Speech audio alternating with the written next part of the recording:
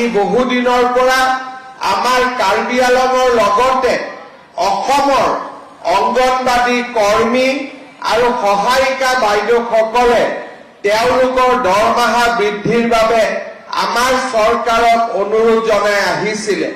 মই আপোনালোকক ক'ব খুজিছো যে অহা 1 অক্টোবৰৰ পৰা আমি আপোনালোকৰ দৰমহাও বৃদ্ধি কৰিম আৰু লগতে আপোনালোকক এটা এককালীন সাহায্যও আমি আগবঢ়াম।